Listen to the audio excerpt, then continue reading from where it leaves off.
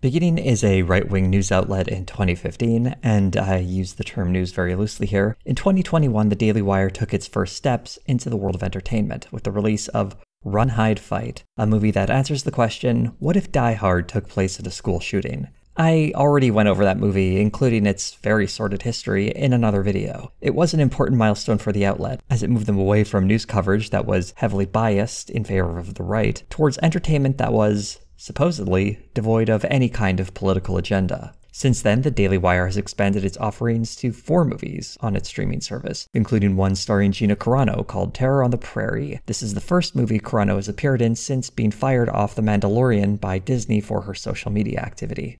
In addition to movies, the Daily Wire streaming service, recently renamed Daily Wire Plus, has been rapidly expanding its catalog, moving into kids shows, documentaries, sports podcasts, and daytime chat shows. What we're seeing is a well-financed operation that is attempting to create a media landscape that will, supposedly, compete with mainstream entertainment. But I don't think that tells us the whole story. I'm sure they'd love to be making more money than Disney, but they must know how incredibly unlikely that is. Instead, I think something else is being built here. But before we dig into that, we first need to take a trip to the movies. When I made that video about Run, Hide, Fight, I considered making reviews for all of the Daily Wire movies. And that was the plan until I watched them. And I realized that while that first movie had an absolutely bonkers premise, the rest would be far less provocative and about just as boring. Run, Hide, Fight was produced by Bonfire Legend, and of the 3 movies that followed the school shooter one, 2 of them were produced by Bonfire Legend. Formerly known as Cinestate, they changed their name after one of their producers was charged with allegedly sexually assaulting an underage girl. They were a small production company operating out of Texas that would make low-budget movies, and as we go through some of these movies they've made with the Daily Wire, you'll likely not be shocked to find out you haven't heard of any of them, and will likely forget them soon after. De La Saulnier, who founded Bonfire Legend, said in an email to IndieWire, "Bonfire Legend reflects the spirit of my firebrand of movie making and my personal vendetta against disingenuous morality amidst a deeply polarized body politic." The first major effort between Bonfire Legend and the Daily Wire was Shut In, starring Rainey Qualley, Jay Korowitz, and Vincent Gallo. It's about a recovering addict, Jessica, who is trying to escape the influence of the father of her children, Rob, and his creepy friend Sammy.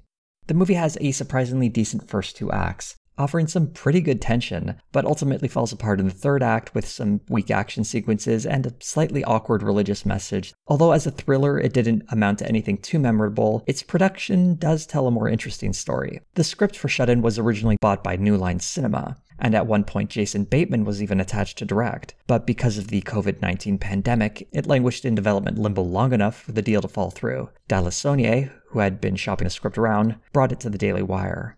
The script was written by Melanie Toast. This script was the first one she ever sold, and while it had been optioned by New Line Cinema, was facing a lot of changes. When it was brought over to Daily Wire, though, it was left untouched so that the movie produced was as it was written on the page. While that was nice of them to do, the fact that this was the first screenplay Toast had ever sold makes me think it might have benefited from some input from others, especially when you look at the final product.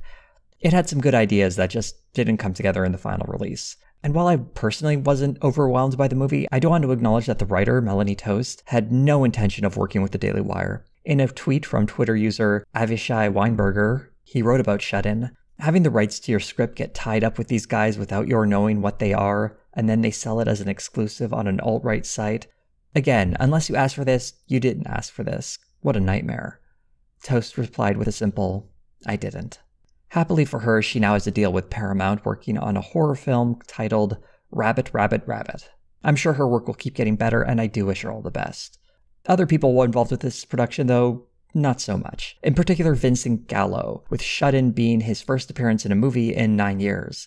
Gallo first achieved some notoriety in 1998 with his movie Buffalo 66, making him something of an indie darling. After that, though, he really struggled to find any sort of success, and over the years has gotten into some trouble because of his behavior. The Daily Wire characterized him saying, "His brash persona rubbed plenty of people the wrong way in La La Land, plus he's a loud and proud Republican unwilling to play by Hollywood's rules."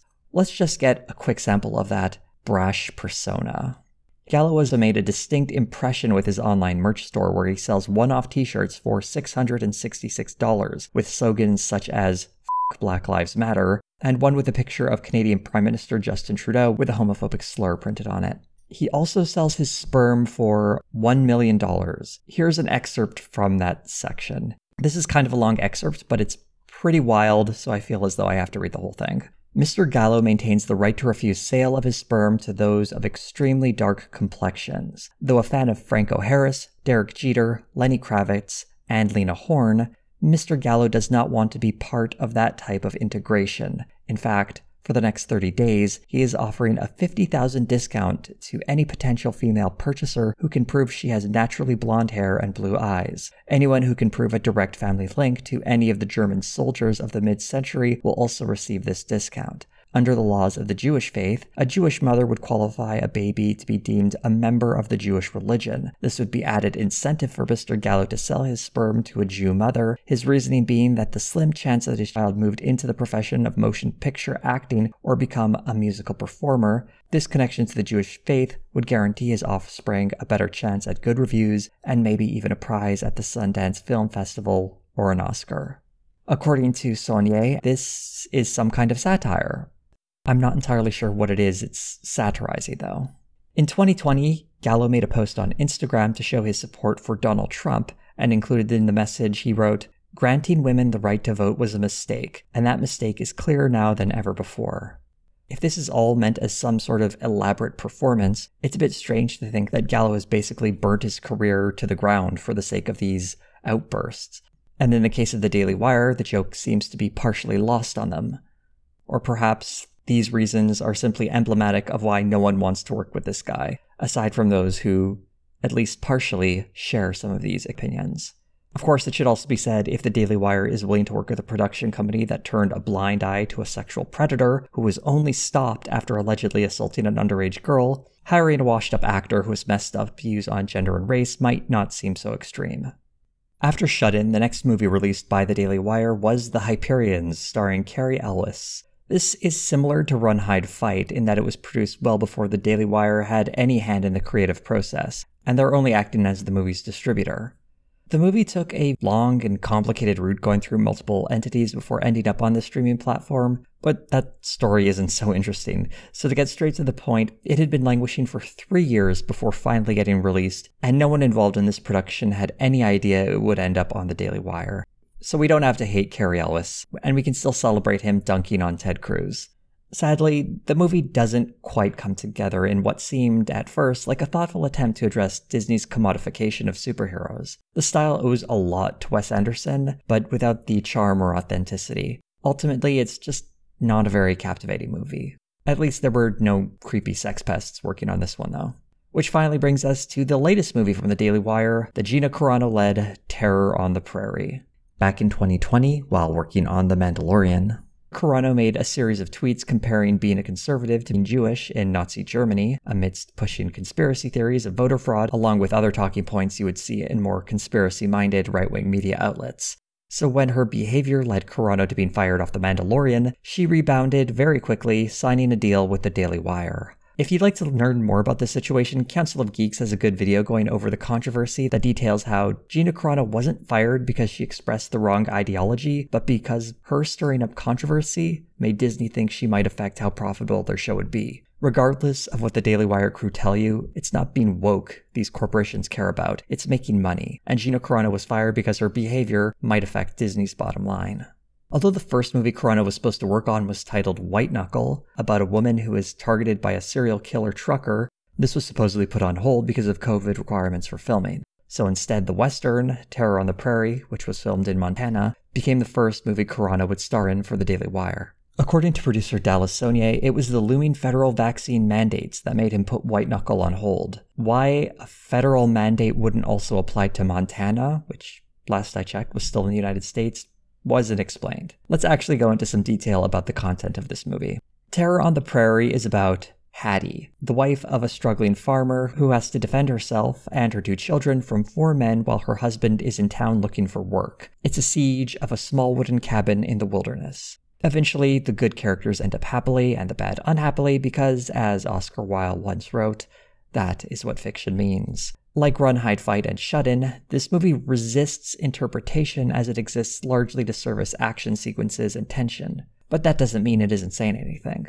Taking place shortly after the Civil War, we find out that Hattie's husband Jeb, played by UFC fighter Donald Cerrone, was a former Confederate soldier, who apparently turned on his commanding officer. When he and some of his fellow soldiers tried to murder their captain, they ended up killing his daughter instead, leading the captain, played by Nick Searcy, to hunt them all down, which is how these 4 men ended up outside his Montana home.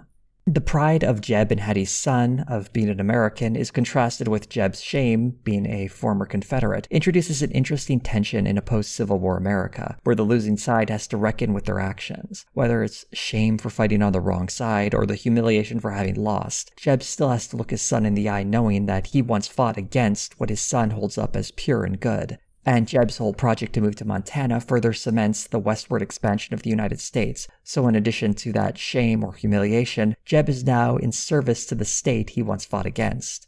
It's a thorough emasculation in a time and genre where a rugged masculinity would be highly valued. Had this movie been about Jeb, I think it might have been more interesting, but instead we focus on Hattie, a character who doesn't seem to be quite as interesting aside from the fact that she seems to come from a wealthy family and has given it up to run off with Jeb to Montana.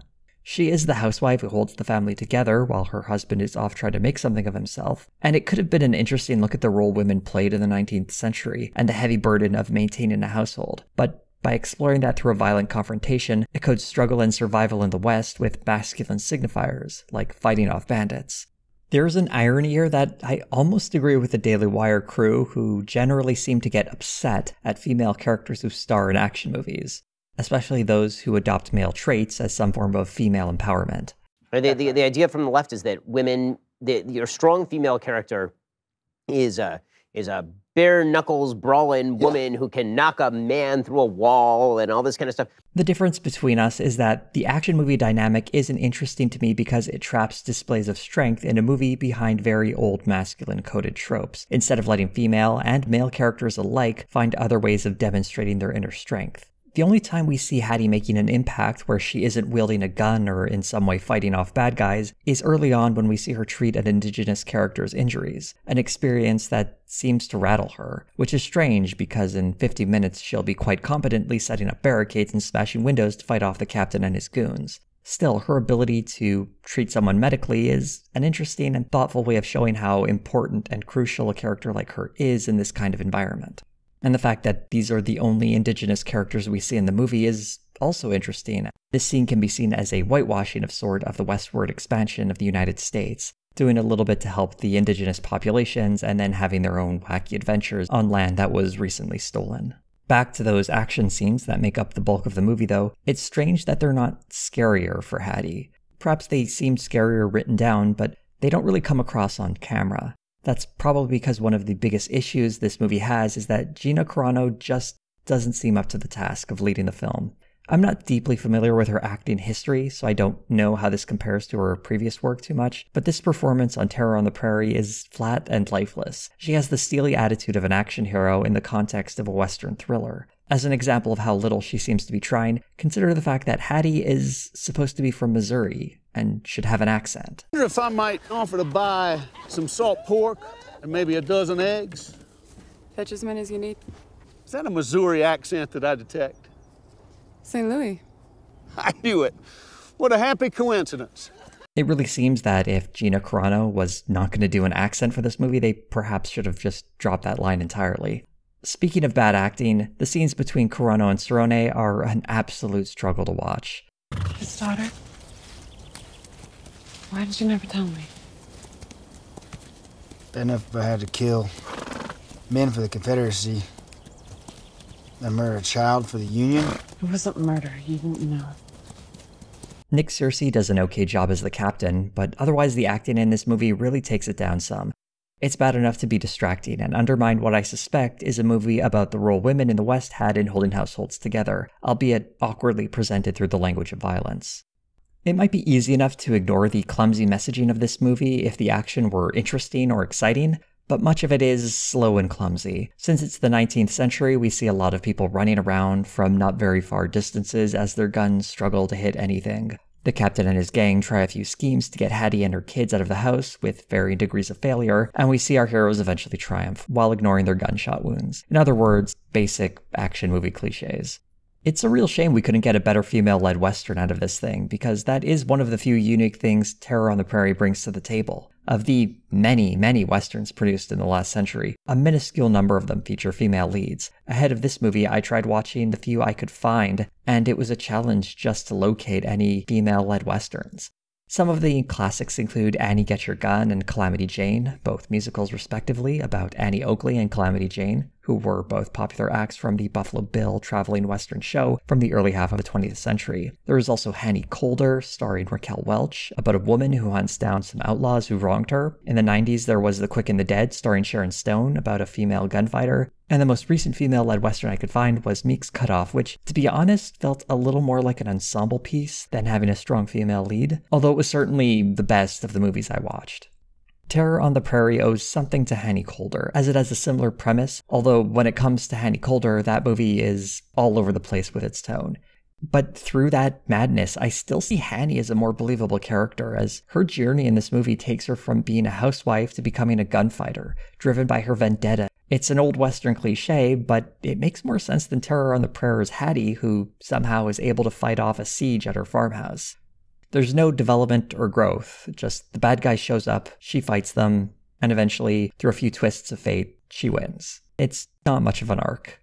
Annie Get Your Gun and Calamity Jane, both being musicals, means they center on love stories, but both tell fun stories about women who are underestimated by the men around them, gradually building respect amongst their peers. Calamity Jane in particular says a lot of interesting things about gender roles, with people often treating Jane like a man. Her relationship with Wild Bill Hickok is built on a strong mutual respect, though romantic feelings between the two can only be reciprocated when Bill finally sees Jane fit into a more traditional gender presentation.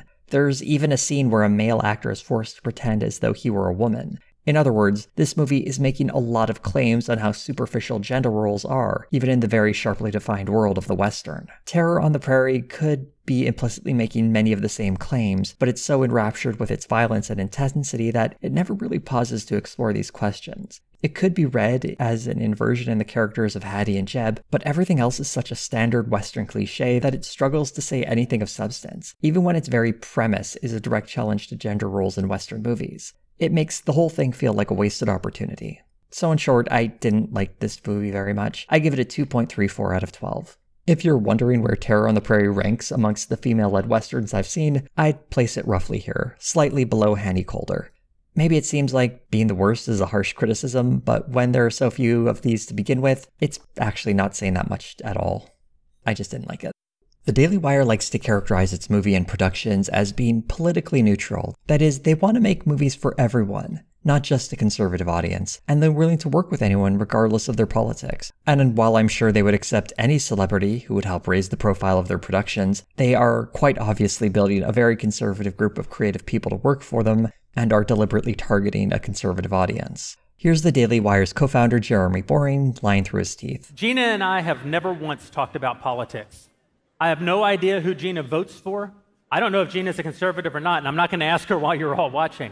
As I showed you a few moments ago, Gina Carano's politics are not a mystery. She is obviously and clearly conservative. For Jeremy Boring to say this in 2022 must be dishonesty. Maybe he's not sure how far right she is, but she's clearly somewhere on the right. Ahead of Terror on the Prairie's premiere, Dellasogne, who was a producer on the movie, posted on Instagram to thank his supporters who keep us motivated as we fight the commies for the right to live our lives freely and watch our movies without garbage indoctrinations. And when the crew took a photo in production, they posed with a giant red flag that read, "Let's go, Brandon." I wonder if that person regrets buying such a big memento for a dead meme mocking Joe Biden. Nick Searcy, who played the captain on Terror on the Prairie, is an outspoken conservative, never letting a tired meme go to waste. He joked on Twitter that while shooting Terror on the Prairie, he named his horse Brandon, so he could say, "Let's go, Brandon," while riding. For all the talk about keeping politics out of movies and how little they care about the politics of the creative people they work with, the actual productions of these movies have a distinctly right-wing flair to them. It may just be that no one wants to work with the Daily Wire because they spread right-wing propaganda, or it could also be that no one wants to work with them because their movies are on a streaming service with a subscriber base less than 1% of Netflix or Disney+. But still, they are getting talent to sign up with them, and there must be a reason. And I think we got a pretty good indication why at the red carpet premiere for Terror on the Prairie. Here's Gina Carano being interviewed as to why she chose to work with the Daily Wire. Why was it so important for you to work with the Daily Wire? I'm sure you had tons of people knocking down your door. Why did you pick the Daily Wire? Well, there was a big, massive company that fired me. Oh, I didn't hear about that. Oh, it was a big deal. They didn't want to work with me, which made the rest of the industry not want to work with me. And then all of a sudden, Daily Wire popped up, and they were like, "We want to work with you." And I was like, "Wow, I want to work with you too." And that's basically how it happened. It's very cute that the interviewer tried to make it sound as though Gina Carano was being highly sought after, and her response is that she actually didn't have many other options. Outside of her work with the Daily Wire, Carano is also set to appear in another movie, this one titled My Son Hunter, which is about Hunter Biden. In spite of the production photo of Hunter living a blessed life, this movie sounds like it's capitalizing on the right-wing obsession with Hunter Biden. Gina Carano's options as an actress seem pretty limited. Another familiar face at the red carpet premiere, and the only person you might have heard of who is not currently on the Daily Wire's payroll, as far as I know, was Rob Schneider. There's a huge audience out there, and that's why Daily Wire is growing, and I hope we can do something together soon. I got a bit of heat on Twitter saying Rob Schneider was the only celebrity not in the movie to show up to this premiere, and I want to once again sincerely apologize for using the term celebrity to describe Rob Schneider. I'll try to do better. There are creative people who work on these movies who haven't had much mainstream success, and considering how tough it is to make it in show business, it's understandable someone taking whatever work might come their way, and hopefully some of them will move on to bigger and better things. But when it comes to these known quantities in Hollywood, it seems the only people who want to do work with the Daily Wire are conservative celebrities who can't get a job anywhere else, or who aren't really quite on the A-list, using their shared ideology to get a quick payday for a series of movies that are forgotten halfway through watching them. For all the bravado of competing with Hollywood, so far the Daily Wire's attempt at making movies has been a bit of a thud. But feature films are only one part of a much larger enterprise that this right-wing outlet is embarking on. First off, not all of their movies are feature films. While everyone is aware of Matt Walsh's abysmal documentary, What is a Woman, because of the blanket advertising it saw here on YouTube back in June, the Daily Wire has also made several other movies in that vein, including Choosing Death, The Legacy of Roe, China, The Enemy Within, and Fauci Unmasked. Hilariously, on the Daily Wire website, above this section it reads, "The only agenda is entertainment." As if the upcoming movie from Candace Owens, called The Greatest Lie Ever Told, about George Floyd and the rise of Black Lives Matter, is somehow going to be devoid of any agenda or in any way be entertaining. But the Daily Wire doesn't just stream bad movies and publish right-wing propaganda masquerading as news. Of course, the major hosts of the Daily Wire, Ben Shapiro, Candace Owens, Matt Walsh, Andrew Klavan, and Michael Knowles, all have their own shows. Although for some reason, Candace Owens is the only one who doesn't get her full name in the title. They've also got several regular programs you've probably never heard of, such as Ben Shapiro's Debunked, where he spends 15 minutes or less misreading science to explain how climate change is no big deal or that God exists. There's also Daily Wire Backstage, where Jeremy Boring assembles the bros to engage in the classic manly pastimes of drinking scotch, smoking cigars, and crying about someone being mean to them on Twitter. And then there's Crane and Company, sports coverage that is supposedly not woke. I've never quite figured out what this means, and looking at the descriptions of their programming, it mostly seems like pretty standard stuff. Like, when they say the Toronto Maple Leafs are going to blow it in the playoffs, it's what Leafs fans have known for decades. The reason they might appeal to the right-wing Daily Wire audience is that part of their sports coverage includes things like this. For some context, this little tirade from Jake Crane comes after LeBron James criticized the US government for not doing enough to free Brittany Griner, who was arrested in Russia in February of this year on drug charges, and she has been detained there for over 5 months. Now, in most countries around the world, LeBron would have never had the chance to reach the heights that he has.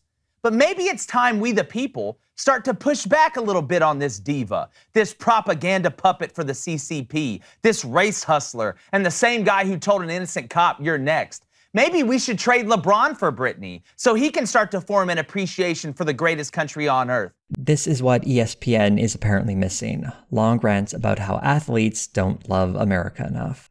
Even if you want to step away from the screen, the Daily Wire is now publishing books. Much in the way their movies are courting conservatives who have talked themselves out of work, their book publishing wing is picking up books that were dropped by mainstream outlets. For example, in April of 2021, Simon & Schuster decided not to publish a book by Sergeant Jonathan Mattingly, who was one of the officers who fired shots during a narcotics raid that killed Breonna Taylor. It was published by the Daily Wire under the title 12 Seconds in the Dark, a police officer's first-hand account of the Breonna Taylor raid. While they've published 4 books so far, none of them have cracked the New York Times bestseller list. I will tell the Daily Wire right now, though, that if they publish another Ben Shapiro novel, I will make that book a bestseller. On June 29, 2022, the Daily Wire made another announcement that they were expanding even further. To do this, they hosted Daily Wire Backstage Live at the Ryman, which is a theater in Nashville, the city where the Daily Wire currently operates out of. The first hour and 50 minutes of this presentation is a long, drawn-out series of appearances from many of the faces of the Daily Wire, featuring a lengthy version of their backstage program live, this time including special guest Candace Owens. You might have seen that clip of her online talking about how abortion wasn't happening during the time of slavery. Amy Schumer, same thing. She came out and gave a statement about this is exactly what the slaveholders wanted. And I was like, I would like a further explanation as to what you are talking about when you make that statement, because there was no abortion happening when we had slaves. Yeah, what are they saying? Anyone with some knowledge of history knows that this simply isn't true. Many forms of abortion have existed for thousands of years, and there were no laws regarding abortion at all in the United States until 1821. And it wasn't until the 1860s when abortion became illegal before quickening. Quickening is when you can first feel kicking inside the womb, roughly 16 to 20 weeks into a pregnancy. The real purpose of this evening was to make several special announcements about the Daily Wire's newest projects, and to present the rebranding of their streaming service as Daily Wire Plus. I'm proud to announce that as of this very moment, we are launching Daily Wire Plus.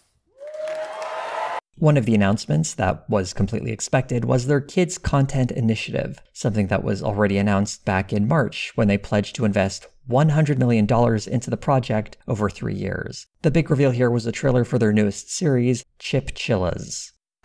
Ha! It's perfect! Yeah, that works. Not bad. Oh, wait. There. Now it's perfect. Oh, we gotta get the sign in there.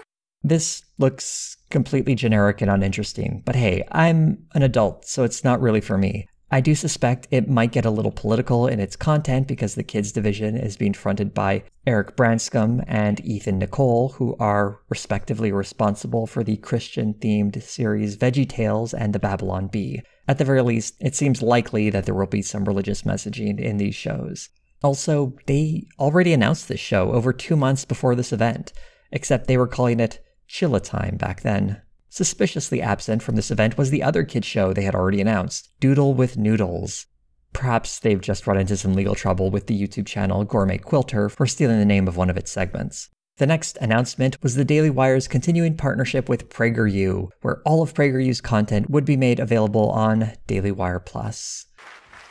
Tonight, I'm proud to tell you that not only is the Daily Wire continuing its relationship with PragerU, which means hosting their entire library behind our paywall. This announcement seems even stranger as PragerU's content is largely free already, and they also announced they would be featuring PragerU content back in 2020. But there is at least one new exclusive, something called the PragerU Masters Program with Dennis Prager, videos in which, I imagine, Dennis Prager will offer pearls of wisdom such as why marital rape is okay. If your husband is a good man, if you respect him, if he treats you beautifully, then don't only allow your mood to determine whether you sleep with him.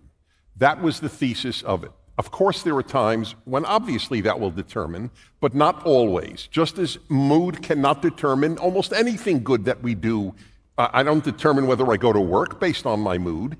Comparing having sex with your spouse with going to work really reveals a lot. I did take some time to read the article Prager wrote when he was referencing this ridiculous statement, though, and it's even more wild than that clip suggests. Here's a deranged excerpt. A husband knows that his wife loves him first and foremost by her willingness to give her body to him. This seems not only disrespectful to women, placing their primary value in a relationship as their body, it also degrades men as deciding to be with someone primarily because of said body. And this article was actually a two-parter where he just digs himself deeper and deeper, and it reads like this despicable emotional blackmail. But it does include one section that did make me laugh. If most women wait until they are in the mood before making love with their husband, many women will be waiting a month or more until they next have sex. If a woman is only in the mood once a month or less, I'm going to take a wild guess that she either has a very unusually low sex drive, or perhaps more likely, the man in her life isn't appealing to her sexually. It is very funny to me that Dennis Prager wrote this. Going back to the Daily Wire thing, the big announcement that evening wasn't some forgettable cartoon or Dennis Prager once again revealing himself to be a monster. It was the announcement that the Daily Wire would be producing content with Jordan Peterson.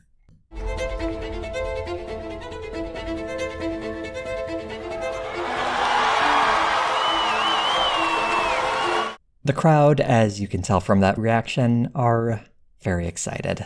At this event, Jordan Peterson seemed a bit off. His usual word salad was in full effect, but he struggled to lift his gaze from the ground and seemed to be spending less time on building caveats to everything he was saying and instead drifted into entirely different subjects. Maybe it was an off night for him, though considering his recent health concerns, we might be seeing some of the lasting impact of those challenges. Either way, it was kind of sad to watch. This announcement did mean we would be getting more slickly produced Jordan Peterson content, including one of the best new memes of the year. Up yours, woke moralists. We'll see who cancels who. And that was about all the new content people can expect on Daily Wire Plus. A kids show that was already announced, a new PragerU show, and a new Jordan Peterson series. We didn't get a trailer for their next upcoming movie or any information on their TV series that they teased a year and a half ago. The main reason for this event seems more like a push to generate as many subscribers now so they can afford the content they want to make in the future. We want to be the world's greatest media company. You have to help us. You have to stick with us.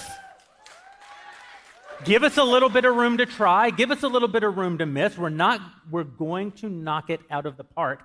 The Daily Wire doesn't sound like the storming success they act like. If they were a startup, it would be more understandable, but it's been a year and a half since they announced their plans to go into movies. And if their new initiatives are as compelling as Shut In or Terror on the Prairie, it hardly seems like a wise investment. It's really hard to know how well the Daily Wire is doing financially. I found a few numbers detailing their performance, but since their records are all private, it's tough to really piece together anything. Here's what little I could find. According to their website, when the Daily Wire was launched in 2015, it did so with investment from Ferris Wilks, a billionaire in the fracking industry. It's a bit unclear if they still receive any funding from Wilks, though reading their former About section on their website, it reads, as of July 2020, neither Shapiro nor Boring have ever met Dan Wilks or received any money from Wilks Brothers LLC. Dan Wilks being the brother of Ferris Wilks. They often get grouped together because they run a company together. This statement, of course, doesn't mean that the Daily Wire isn't still receiving money from Ferris Wilks separately or through one of the other entities controlled by the brothers. And the Wilks brothers have a long history of supporting right-wing causes in the past, such as providing funding for PragerU and the 2016 presidential campaign for Ted Cruz. This very defensive-sounding About section has since been replaced with something more generic. In 2022, speaking to Axios, co-founder of the Daily Wire, Jeremy Boring, claimed that they had a 12-month revenue of $100 million in January of 2022, up from $65 million in the previous year. Speaking to Forbes in April of 2022, Boring claimed that the Daily Wire had a run rate of $150 million a year, a run rate being a predictor of future performance for the company. He also said they had 600,000 subscribers. At the June live event, he revealed that the current subscriber count is now 890,000. We have hit a huge milestone, 890,000 active subscribers. A nearly 50% increase in subscribers in the space of 2 months is pretty stunning. Though aside from Matt Walsh's documentary, I'm not sure what changed for the streaming service between April and June to lead to such a big jump. In a press release, the newly revised run rate for the company was up to $200 million a year. It does seem strange that, with a subscriber increase of nearly 50%, the run rate has only gone up by 25%. But I have no idea how they're calculating their future growth, so maybe it all makes sense if you can see their actual numbers. Subscribers aren't the only source of revenue for the company. They also run a number of ads in their content. It's hard to estimate exactly what they're earning in these ad spots, but presumably it must be a sizable portion of their revenue. So, of the few metrics we have, the Daily Wire seems to be making decent money. Whether or not they're covering their expenses, which includes producing several movies and documentaries, web shows, kids programming, and their book publishing, selling razors, and of course, paying their 200 employees, it's not entirely clear that they can afford all of these enterprises. Boring was adamant about not taking the company public, though. Where does this $100 million come from? I'm wondering myself. I can tell you this, the Daily Wire has been approached by 6 different entities in the last 3 months about doing a public offering by way of a SPAC, and we have said no. Not being publicly traded also means that their financial statements will not be readable by the public. So while Boring did tease that the company may go public in the future, it remaining private lets them operate without us having any real insight to how they're doing financially, aside from what they say in their marketing, which obviously is going to put them in their best light possible. Boring also had fun sharing less helpful statistics. And for 18 months over the last 2 years, we were the #1 publisher in the world, the most engaged publisher not the most engaged conservative publisher, not the most engaged news publisher, the most engaged publisher of any kind in the world on the #1 platform, Facebook. This is a very convoluted stat. For one, those 18 months are not consecutive if they were across 2 years. And while social media traction is important, it's strange to mention Facebook and only Facebook. And engagement doesn't mean getting the most views on the platform, but rather getting the most reaction from viewers.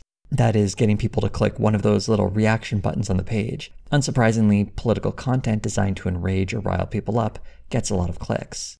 In October of 2020, Facebook pushed back against the idea that engagement reflects overall popularity with an article that shows how political content is more likely to get engagement, but tends to rank much lower in overall reach compared to content from more neutral sources, such as videos with cute animals. The data being from 2020 may not be entirely applicable to the present, but it does underscore how engagement is a selective stat that doesn't necessarily reflect overall popularity on the platform. Of course, that doesn't mean that it's a meaningless stat or that the Daily Wire is doing poorly. High engagement is obviously a very good thing for them. Much like their financial numbers, we should just take this stat with a grain of salt as it's obviously part of their marketing. But there is an interesting strategy being deployed by the Daily Wire regarding its social media success, particularly on Facebook. According to research from The Markup, a nonpartisan nonprofit data research organization, the Daily Wire strategy isn't really to target all Americans, but instead be the destination for conservatives. And their online marketing reveals their partisan approach. This is in stark contrast to other media outlets which cast a wider net. The Markup article includes comments from Francesca Tripodi, an assistant professor at UNC School of Information and Library Sciences at Chapel Hill. She said, "As you're looking at this dataset, to me it shows that mainstream media outlets like the New York Times are still approaching the internet as a collective space in which you could potentially learn about anything, from research or science to family and relationships. But Daily Wire, if you're saying, we only want to target people who are interested in conservatism in America, that creates this bifurcated or dual internet, and that allows for information to circulate unchecked." This means the Daily Wire's success isn't necessarily coming from the mainstream, but rather it's targeting a specific audience, and that audience is incredibly receptive to their message. The Daily Wire is behaving less like a traditional media outlet, attempting to spread news to everyone, and more like a corporation targeting potential customers looking for a very specific product. The example used in the article is that they're acting like a food brand serving ads to people who like potato chips. The Markup also found that the Daily Wire uses a lot of tracking tools. Using Blacklight, a website privacy inspector, on August 4th, 2021, they found 41 ad trackers and 117 third-party cookies on the Daily Wire's homepage. In comparison, looking at the 100,000 most popular websites in September of 2020, on average they used 7 ad trackers and 3 third-party cookies. In addition to making use of tracking tools and targeting specific communities, the Daily Wire also invests a lot of money in sponsored posts promoting its content. Earlier this year, Vice published an article detailing how the Daily Wire spent between $35,000 and $47,000 on Facebook and Instagram ads promoting articles about the lawsuit between Amber Heard and Johnny Depp. One article in particular about the supposed character assassination of Johnny Depp had somewhere between $20,000 and $25,000 alone promoting it by the Daily Wire. Unsurprisingly, these articles included misinformation about the trial, with the major article I just mentioned having to include an embarrassing editor's note correcting the fact that Johnny Depp did not disprove 12 of the 14 allegations against him. But I want to highlight just how much money is being spent by the Daily Wire to promote their coverage of a single news story. While we don't have concrete numbers on how much the Daily Wire spends on social media ads in general, we can be sure their engagement is being driven by more than organic interest in their content. While this may paint the picture that the Daily Wire is particularly good at gaming Facebook's systems to build an audience for their content, we also need to take into consideration its history with the platform and how it built such a following on Facebook. A 2019 article on Popular Information highlighted 14 large Facebook pages that seemingly operated as independent outfits, sharing right-wing news stories. These 14 pages were fairly popular with a combined total of 8 million fans, and they all had generic names such as Conservative News or Don't Mess with America. Only these supposedly independent outlets exclusively reposted Daily Wire articles, with many of them making identical posts down to the same minute, meaning these 14 pages all coincidentally only thought the Daily Wire posted anything worth sharing, and all shared new articles the second they went live. Or what was more likely here is that these supposedly independent pages were all being secretly operated by the Daily Wire, which would be in violation of Facebook's rules. When this 2019 article was published, all of these pages would eventually update their About sections to include the line, "Proudly managed by the Daily Wire." Although for some reason Don't Mess with America's page only reads, "Proudly managed B." This newfound pride over their management only became clear after Facebook updated its transparency standards and only after this strategy was exposed. The Popular Information article also highlights how, by not disclosing this relationship, the Daily Wire was in violation of Facebook's terms of service. In the past, similar behavior from other groups had led to those pages being banned, but the Daily Wire seems to have been given a pass.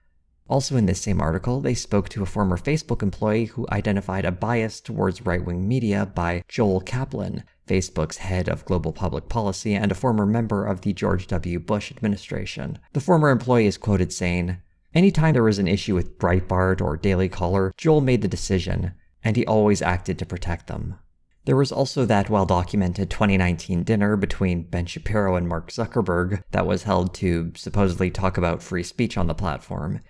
It also puts into perspective that Facebook story I mentioned a bit earlier about the limitations of engagement. I do still think it has valid information highlighting that engagement isn't the end of the story and it isn't the best stat to monitor success on Facebook, but it could also be that Facebook is instead trying a way to spin the news that their algorithm is pushing right-wing media so hard. Far from being silenced by big tech, a line the Daily Wire loves saying about themselves, when it comes to the Facebook platform specifically, the Daily Wire seems to be given more space to break the rules, and they have access to the biggest guy in the company. Even though these days those 14 aforementioned Facebook pages aren't the driving force and don't get quite as much engagement as, say, Ben Shapiro sharing a story would, I think it's important to remember their foundational work. It was crucial in building up the Daily Wire's audience in its earliest years, and it reveals that the secret to their growth isn't genuine organic interest in their content, but rather the Daily Wire exploiting their relationship with Facebook to cheat the system in ways other publishers couldn't. Forgettable movies, the gnashing of conservative teeth, and an aggressive social media campaign that courts a right-wing audience. What does any of this mean?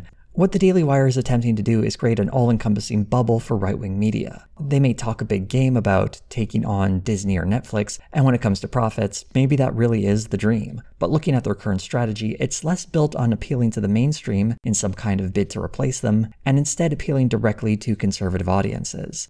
Looking back on its movies, content they allege is politically neutral, they market this content as rejecting the mainstream supposedly woke voices of Disney. They say quite explicitly that these movies are for people who feel as though Hollywood hates them. They'll still let you watch their movies, of course, their TV shows, their news, their sports, but you'll have to do it knowing that everyone who made that content, at least everyone at the top, hates you. You have to watch it knowing that every dollar you spend on theater tickets, on cable bills, on streaming subscriptions is going to the people that hate you, funding their hatred of you. Not only that, but they're going to spend every day on Twitter, every spare moment at every award show, and just about every second of every show that they make, reminding you of the fact that they hate you. Their concept of the average American happens to be the American who agrees with them. In other words, conservatives. By offering a program that includes sports, kids shows, political commentary, documentaries, and TikTok-style videos, they are trying to appeal to as many people as possible who adhere to their conservative values. And once they have these people, I suspect the goal is to keep them trapped in their media bubble and to own the conservative media niche. This isn't a new strategy, and we can see something similar when it comes to the world of Christian media. Hey, Scotty. Jesus, man. The Left Behind books, which tell the story about how the rapture will affect the world, have sold over 65 million copies. Unless you're a fan of the cinematic stylings of Kirk Cameron or Nicolas Cage, there's a pretty good chance you haven't heard of them, but they've sold more copies than The Magic School Bus, The Hardy Boys, and Tarzan. The Christian music scene, which, while often a punchline in the mainstream, has been chugging along for decades, making stars and earning millions of dollars. And if you watch certain videos here on YouTube, you might even be familiar with the Christian movie scene, which includes the classics God's Not Dead, Christmas with a capital C, and Heaven is for Real. And naturally, Christian movies have their own streaming service, PureFlix. The Christian media scene has existed for decades, and it's been making huge amounts of money the whole time. Part of what makes it work is that it has a faithful audience that is, sometimes, ready to spend big money for media that reaffirms their worldview. Although in the world of Christian media, there are many different stakeholders and platforms offering their own services.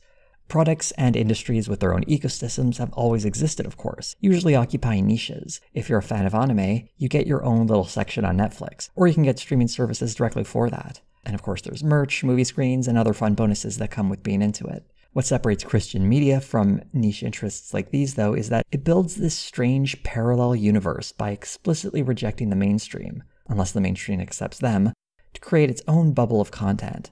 A random person can probably name an anime, but unless someone is in that Christian media bubble, whether they're enjoying it as an insider or mocking it as an outsider, you'd be hard-pressed to find many people who have even heard of the biggest hits in that space. If you took a random sample of people, I think the odds are pretty good that more of them would recognize Dragon Ball than they would God's Not Dead. Also, for the record, I'm pretty sure Goku could beat up Kevin Sorbo. The Daily Wire is taking this strategy of creating an insular bubble of content and going a step further, creating a parallel landscape for conservative media, but trying to do it all themselves in what might become one giant company. They want to be the one-stop shop for anything and everything in the conservative media space, and to capture that audience that supposedly feels threatened by the mainstream. And if they aren't feeling threatened, then the Daily Wire is happy to publish all the propaganda they need to create that fear. I'm not enough of a media expert to make any predictions on whether or not they'll be succeeding. It is pretty plain that they are spending a lot of money, not just on production, but on marketing for all of their content. One of the things they touted during their media presentation, and in many other instances when they speak to the public, is their platform's ability to market content. Part of that seems to be the unwavering devotion their core audience seems to have, willing to buy razors or children's books if the Daily Wire tells them to. How else can one explain them selling these ridiculous truth bombs on their website for $174? Though it does remain to be seen just how large this core audience is, and how much more the Daily Wire can expand it. The success of the Daily Wire's media venture rests on the idea that they can continue to expand their audience and recoup all these expenses. Jeremy Boring repeatedly emphasized the need for the Daily Wire to keep growing. Some of that, I'm sure, is motivated by the profit they want to make, but it's probably a necessity to pay for all these projects that are likely in need for funding. The fate of this media venture may reflect, in dollars and cents, the strength of the conservative movement in America. If it truly does have the popular support it would require to fund all of this, then it may very well be that the niche of American conservatives is enough to build a media empire. But if it fails, it would instead reflect how the American public isn't as conservative as the Daily Wire imagined them to be. Or it might fail and prove that the Daily Wire was never any good at producing media outside of hate-fueled clickbait. This video is a little different from my previous ones, as it kind of feels like two videos squished together, but I just felt as though the two subjects complemented each other really well, and when talking about the Daily Wire, I wanted to go a bit deeper than just looking at a movie or only looking at their business ventures. So I hope this fits together well enough, and that you enjoyed it. And if you really enjoyed it, do consider becoming a patron or a member for the channel. You can see the names of some of those people on the screen right now, and don't they look lovely? They also get early access to videos along with some other fun bonuses that I surprise them with every now and again. If you would like to support this channel in a non-monetary fashion, you can like, comment, subscribe, hit the bell for notifications, and also consider sharing it on social media because that helps out too. If you'd like to leave a comment and don't know what to say, how about pitching your idea for a movie for the Daily Wire, and maybe they'll read it and do it. Thank you all so much for watching.